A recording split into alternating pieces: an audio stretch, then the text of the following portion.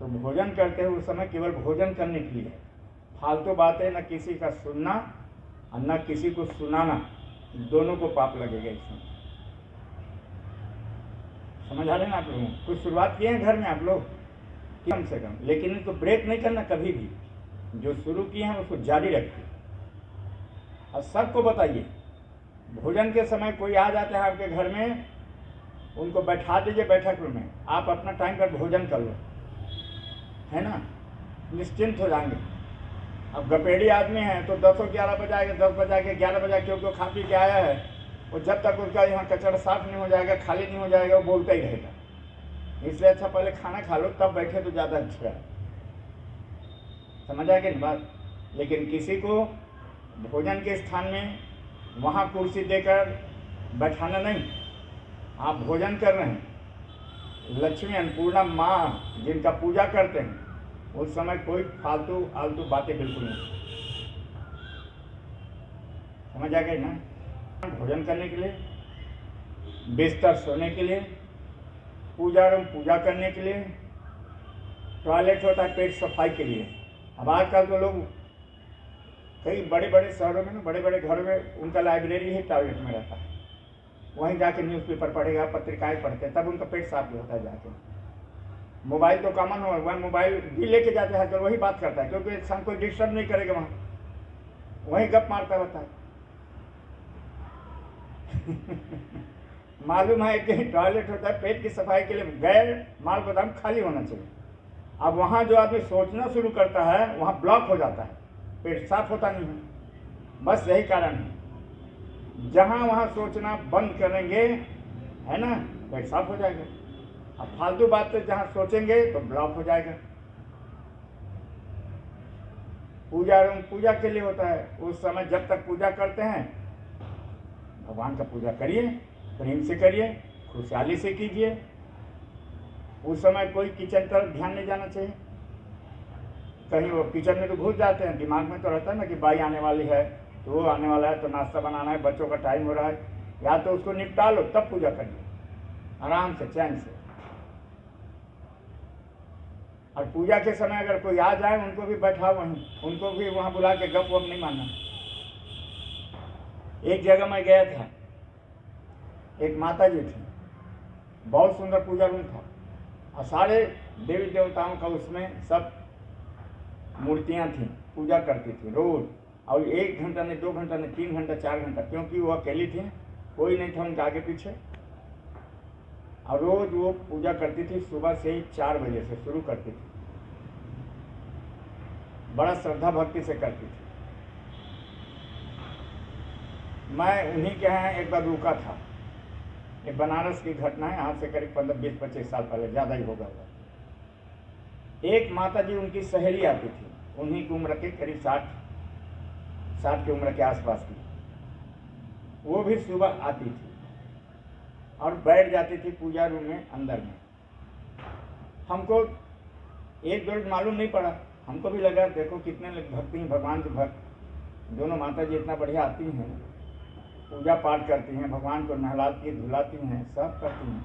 एक माता जी भी बैठी रहती थी, अब जब आती थी तो कुछ ना कुछ बोलती रहती थी। अब बोलती ये थी तो वो माता जी का कोई काम नहीं रहता था, सुबह पूजा करती थी और आस पास मोहल्लों में रोज 10-15 घर जाती थी, रोज नियम था उनका। अब किनके यहाँ क्या हुआ, किनका आपस में लड़ाई झगड़ा हुआ, उनको बाय हार्ट रहता था, याद रहता था 1-1 सेकंड मिनट का किसके घर में क्या हुआ।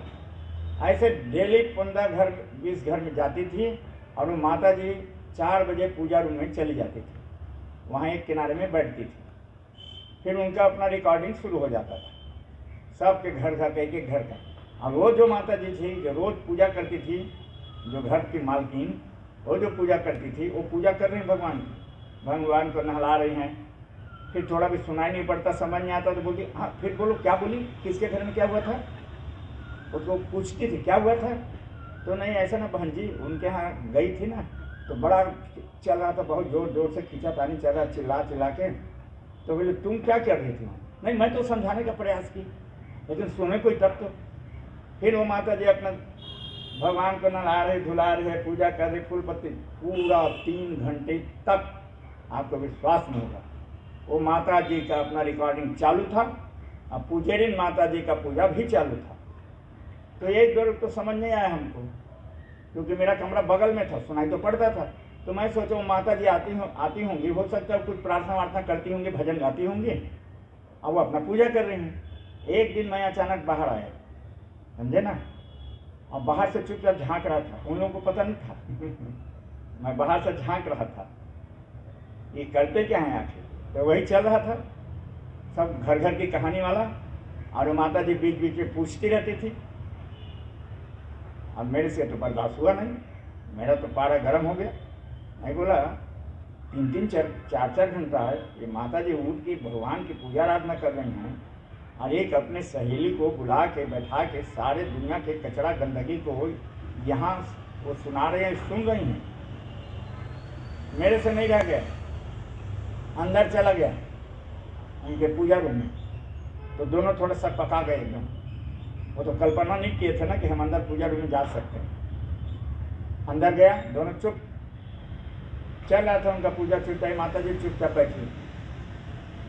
तो हमने बोला हरिओम माता जी, बोले हरिओम स्वामी जी, अच्छा कि आप भी आ गए पूजा रूम में। मैं रोज सोचती थी कि आपकी बुलाऊं यहाँ पूजा रूम में, लेकिन भूल जाती थी पूजा करने में। मैं बोला हाँ बहुत अच्छा।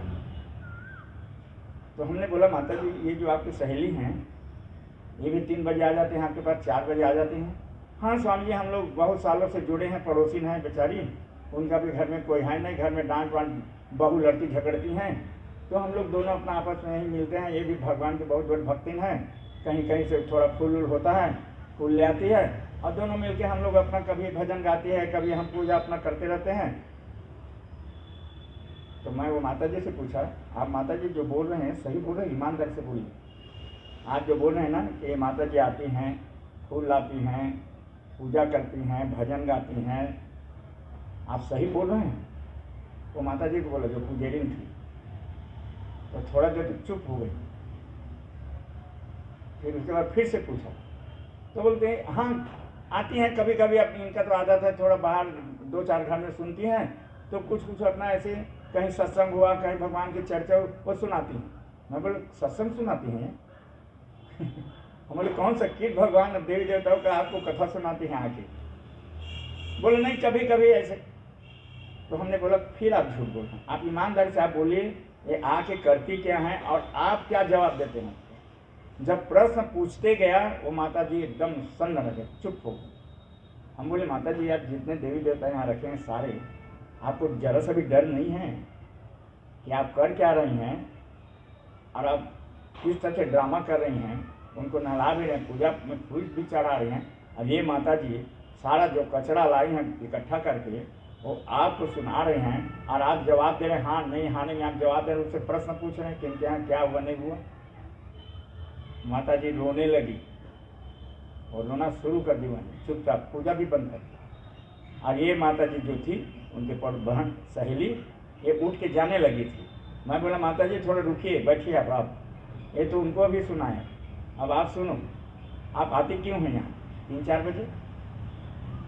वो क्या बोली, वो तो उनको बोल चुका था, चुप थी। हम बोले अब दोबारा जब तक तो मैं हूँ यहाँ, इस पूजा में इस घर में आना नहीं, और अगर आएंगे भी, अब जिस तरह से आप सब दुनियादारी के कचरा को लाते हैं, निंदा चुगली बुराई आप वो माता जी को सुनाते हैं, उससे कई गुना ज़्यादा तो आपको पाप लगेगा।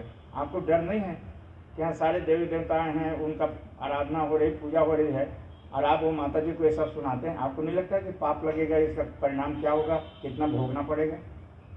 जवाब तो नहीं दी, चुप रही।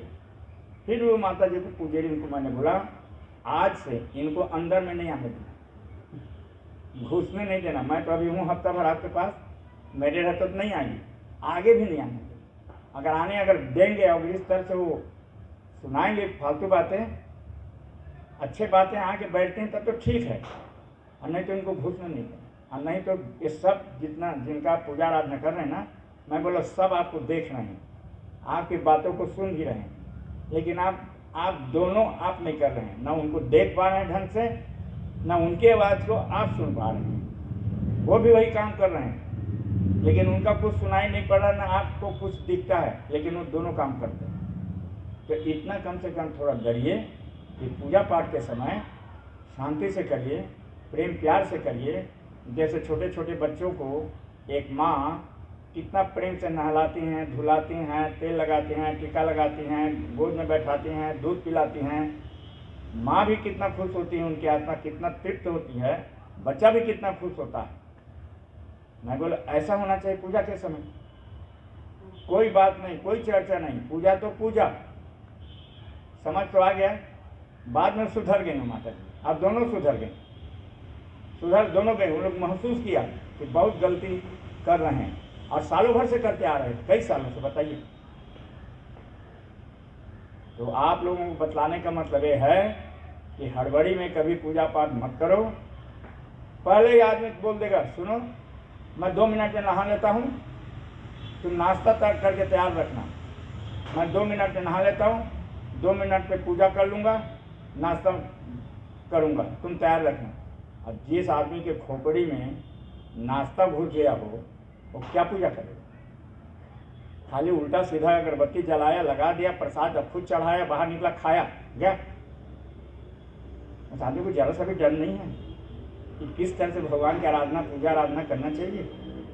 और ज़्यादातर आप लोग गृहस्थ शासन में तो ऐसे ही होता है, हड़बड़ी में ही भी होता है, हड़बड़ी में ही होता है सब, हर जगह हड़बड़ी।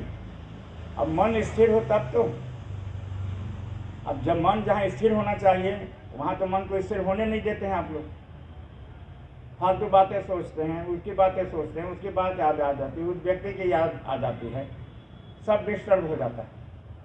तो पूजा रूम केवल पूजा के लिए, प्रार्थना के लिए है, भजन कीर्तन गाने के लिए होता है।